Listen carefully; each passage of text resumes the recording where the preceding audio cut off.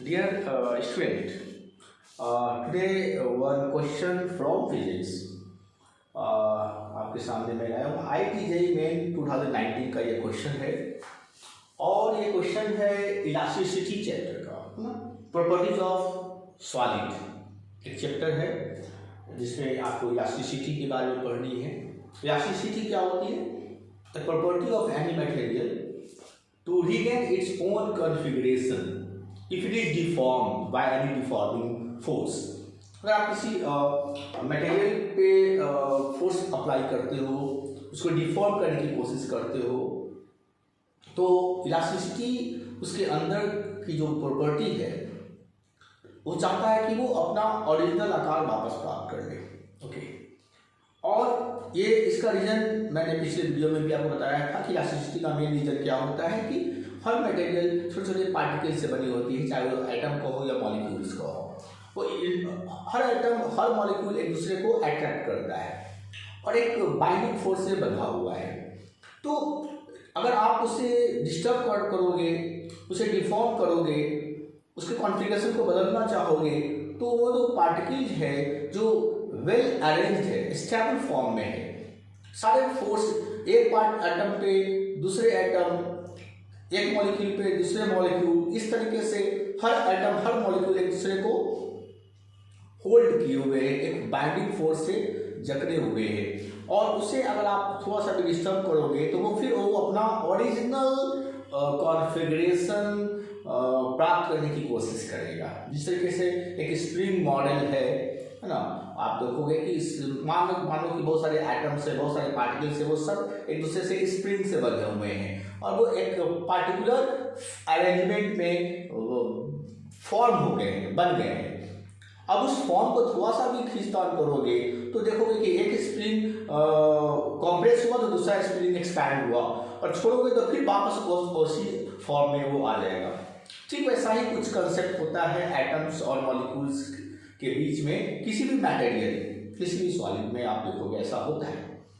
That is known as elasticity. Anyway, elasticity में एक important term है इलास्टिक लिमिट। इलास्टिक लिमिट वो term है जो बताता है कि अगर आप किसी ऑब्जेक्ट पे, किसी मटेरियल पे फोर्स लगाते हो, डिफॉर्म करने की कोशिश करते हो, तो वो वापस अपने पुराने कॉन्फ़िगरेशन में आने की टेंडेंसी रखता है, कोशिश करता है।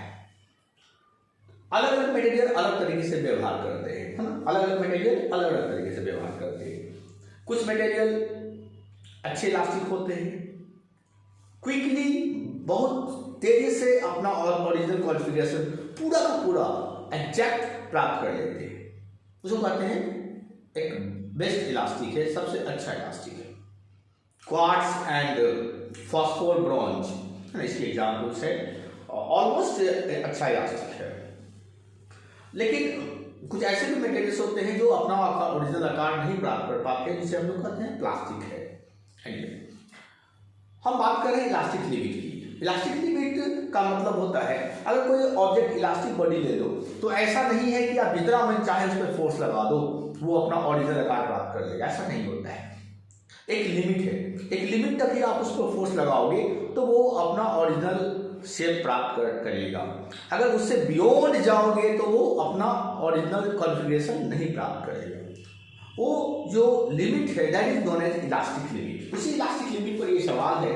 First read the question. ये क्वेश्चन IIT मेन 2019 में आ चुका है। 20 का क्वेश्चन है। The elastic limit of brass is 379 mega. Capital M से है तो मेगा, स्मॉल एम होता तो मिली बोलते हैं, है ना। मेगा PF और पास्कल, है ना। Pascal Newton per metre square के इक्विवेलेंट होता है, जो स्ट्रेस का एक यूनिट भी माना जाता है। What should be the minimum diameter of a brass rod. एक रड है, मिनिमम ब्रास रड, सपोज कि एक रड है जो ब्रास का बना हुआ है ना। इसकी मिनिमम डायमीटर डी, है ना, हमने यहाँ लिखा डायमीटर हमने डी माना।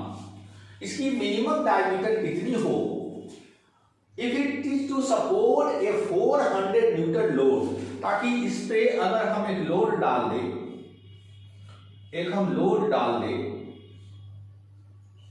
एक लोड डाल दे 400 न्यूटन,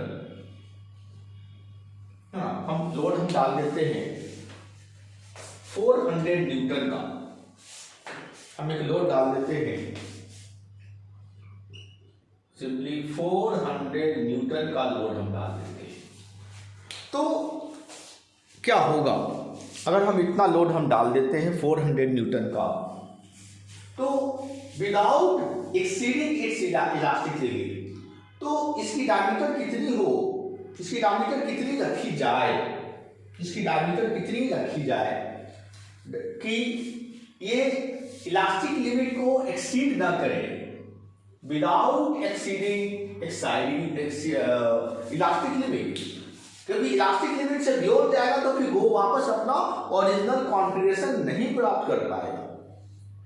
और इलास्टिक लिमिट दिया गया है 379 मेगा पास्कल। अब सबसे बड़ी बात है पहचान लो, ये इलास्टिक लिमिट आपको जो दिया गया है वो मेगा पास्कल है ना, इलास्टिक लिमिट आपका दिया गया है मेगा पास्कल में। आप ध्यान से देखो, इलास्टिक लिमिट आपका दिया गया है 379 मेगा पास्कल।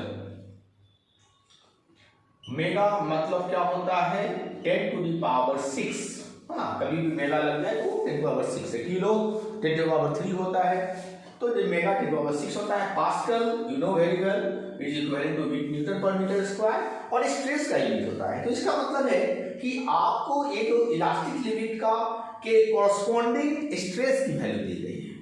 अगर आपने एक ग्राफ है वो आप ग्राफ जरूर स्टडी करो, स्ट्रेस स्ट्रेन ग्राफ, उसमें ये अगर ये स्ट्रेन है, अगर ये स्ट्रेन है और अगर ये स्ट्रेस है, ये अगर स्ट्रेस है तो ग्राफ इसकी पहले तो स्ट्रेट लाइन जाएगी, ये O है, O से A स्ट्रेट जाएगी, फिर थोड़ा सा वो स्ट्रेट नहीं होती है जिसको हम लोग B कहते हैं। ये B जो है वो इलास्टिक लिमिट है, ये B जो है इलास्टिक लिमिट है।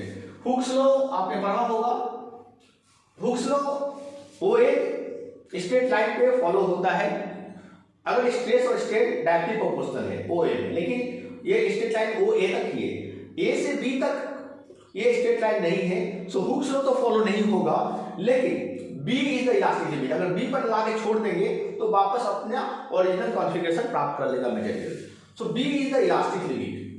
तो ये जो B इलास्टिक लिमिट है, B is the elastic limit, इसके कॉरस्पॉन्डिंग आपको ये स्ट्रेस दे दिया है, देखो स्ट्रेस दे दिया, इसके कॉरस्पॉन्डिंग जो स्ट्रेस होगा, देखो ध्यान से, ये स्ट्रेस है, ये स्ट्रेस की एक्सिस है, मतलब आपको ये वैल्यू दे दिया है, क्योंकि ये वैल्यू आप इसके यूनिट से पकड़ सकते हो, पास्कल। स्ट्रेस का ऐसा यूनिट पास्कल ही होता है या न्यूटन पर मीटर स्क्वायर है।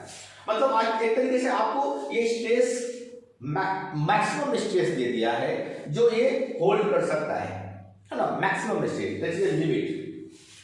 सो मैक्सिमम स्ट्रेस आपका ये दिया गया है। स्ट्रेस की फॉर्मूला क्या होती है? वेरी सिंपल, नॉर्मल फोर्स पर upon area, cross sectional area, इसकी एरिया निकाल लेते हैं। इसकी एरिया कितनी होगी, ये जो है इसकी एरिया निकाल लेते हैं, एरिया ऑफ क्रॉस सेक्शन। इसकी एरिया ऑफ क्रॉस सेक्शन जो होगी, area of cross section equal to A equal to pi R square. General formula है, सर्कुलर फॉर्म हम मान सकते हैं, रड है, सिलेंड्रिकल ही फॉर्म में है, तो पाई आर स्क्वायर इसका एरिया हो जाएगा। और हमें तो डायमीटर पूछना है, मिनिमम डायमीटर, तो हम डायमीटर के फॉर्म में ही हमें डायमीटर पूछ रहा है, तो डायमीटर के फॉर्म में ही हम रेडियस निकालेंगे। तो मेरा अगर इफ डायमीटर जो है, मिनिमम डायमीटर अगर मेरा D है तो रेडियस कितना हो जाएगा, R equal to D upon 2। So area कितना हो जाएगा, पाई आर स्क्वायर मतलब पाई D/2 होल स्क्वायर मतलब पाई D square upon 4। Okay, force मेरा दिया गया है, जो हम फोर्स अप्लाई कर रहे हो नीचे की ओर, F, दैट इज 400 न्यूटन। तो फोर्स अगर आपको 400 न्यूटन दिया गया है, तो स्ट्रेस, मैक्सिमम स्ट्रेस जो ये होल्ड कर सकता है इलास्टिक लिमिट के लिए, वो है maximum stress is equal to force upon area. जो आप फोर्स अप्लाई कर रहे हो इसकी क्रॉस सेक्शनल एरिया, एफ मेरा कितना आया है 400 न्यूटन, और एरिया मेरा कितना है पाई डी स्क्वायर अपॉन 4 चला जाएगा ऊपर, तो ये हो जाएगा 1600 अपॉन पाई डी स्क्वायर। सो ये जो मैक्सिमम स्ट्रेस है, ये इसी का वैल्यू आपको ये दिया गया है यहाँ पे इलास्टिक लिमिट के रूप में। मतलब these two figures are equivalent and equal. This will help us solve and this will help us find out the value of diameter D. Okay. तो you better take a screenshot. आप screenshot ले लो। मैं इस दोनों को equal करूंगा और D का वैल्यू निकालूंगा। Right. Okay. So now हमारा जो अकॉर्डिंग टू क्वेश्चन हमारा जो इलास्टिक लिमिट है वो ये है। So therefore we can write 1600 upon pi D square is equal to 379 into 10 to the power 6। अब सिंपली सॉल्व करना है, तो डी स्क्वायर क्या हो जाएगा, d square is equal to हो जाएगा, क्रॉस मल्टीप्लाई कर दो, तो 1600 upon pi into 379 into 10 to the power 6। Okay, pi को सॉल्व करते हैं, पाई इक्वल टू 22/7। सो आप लिख सकते हो 1600 सिंपली 1600 और पाई का 22/7, 7 चला जाएगा ऊपर और 22 नीचे रह जाएगा, इंटू 379 और ये 10⁻6 नीचे जो था वो -6 बन के ऊपर चला जाएगा। तो ठीक है, अब देखो क्या हो सकता है, आप इसे सॉल्व भी कर सकते हो। आप 211 800, हाँ ये लगभग आपको आ जाता है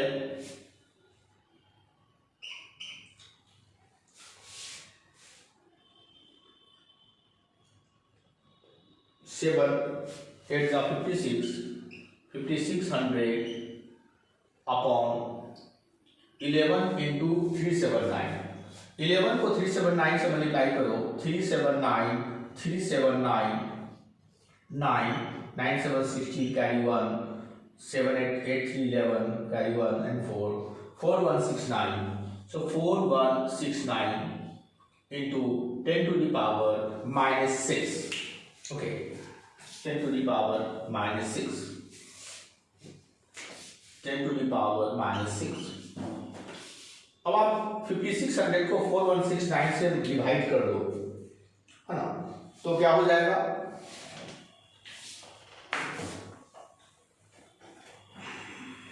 देखो थोड़ी सी कैलकुलेशन पार्ट है।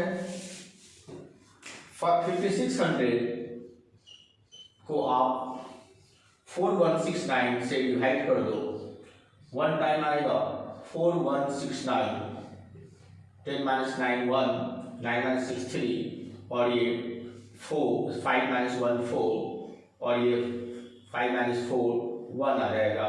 एक डेसिमल दे दो और एक 0 दे दो, ऑलमोस्ट 4 3 जा 12, 3 टाइम्स ही आ जाएगा, तो 3 9 जा 27 कैरी 2, 3 6 जा 18 18 2 20 कैरी 2, 3 1 जा 3 3 2 5 3 4 जा 12, माइनस कर दो, 10 - 7 3, ये 0, और ये 30 - 5 8, and this becomes 3 - 2 1। डेसिमल दिया हुआ है 0 और लिख सकते हैं, 4 4 जा 16, ऑलमोस्ट 1.34 आ गया। तो almost this is equal to 1.34 into 10⁻⁻⁶। चूंकि ये डी स्क्वायर का वैल्यू आ रहा है हमारा, तो डी इक्वल टू कितना आएगा वो आपको देखना है। ऑलमोस्ट ये जो है डी का वैल्यू तो जस्ट स्क्वायर रूट आप निकाल लो। देखो स्क्वायर रूट जो है ऑलमोस्ट आपका अगर आप कैलकुलेट करोगे ना, तो ये देखो 1.34 का जो स्क्वायर रूट आप ऑलमोस्ट कैलकुलेट करोगे तो आपका 1.d² अगर आता है तो d √1.34, ये ऑलमोस्ट इक्वल टू आपको आ जाएगा 1.1659 समथिंग, यू कैन राइट है ना, 1.158 समथिंग 7 समथिंग आएगा। मतलब आप उसको ऑलमोस्ट 1 और ये 10⁻⁻⁶ भी है, sorry I missed that, 1 into 10⁻⁻⁶ है, तो इस पूरे पे आ जाएगा आपका 10⁻⁻⁶। Okay, so it is almost equal to 1.58 और 7 whatever से है ना इंटू 10⁻³ मीटर, मिलीमीटर में ये हो जाएगा 1.6 इंटू 10 मिलीमीटर में लिख देता हूँ, -3 खत्म हो जाएगा, ये मिलीमीटर हो जाएगा। So the right option is I think 1. ये आपका 1.34 का स्क्वायर रूट कितना आ रहा है, तो हो आई थिंक 1.16 के लगभग में 1.16 आना चाहिए, लगभग 1.34 का स्क्वायर रूट लगभग आपका 1.157 या 8 आ जाएगा। तो आप इसको राउंड करके 1.16 लिख सकते हो, है ना, लगभग। तो this is almost the correct answer. आपका ये जो है 1.16 इज द करेक्ट आंसर। तो थोड़ा कैलकुलेशन आपको करना होगा, यहाँ पे इसका रूट निकालना होगा ना। 1.16 मिलीमीटर, मीटर में आया ऑलमोस्ट 157 या 158 आएगा, तो आप राउंड करोगे तो 1.16 मिलीमीटर आपकी ये करेक्ट ऑप्शन होगी। So this is the minimum diameter of the brass rod, जो विथ होल्ड कर सकता है 400 न्यूटन को, इतनी कैपेसिटी है, और उसको इतना फोर्स हटाएंगे तो वो अपना ओरिजिनल कॉन्फ़िगरेशन रीगेन कर लेगा। Hope you must have understood this solution. Okay, thank you.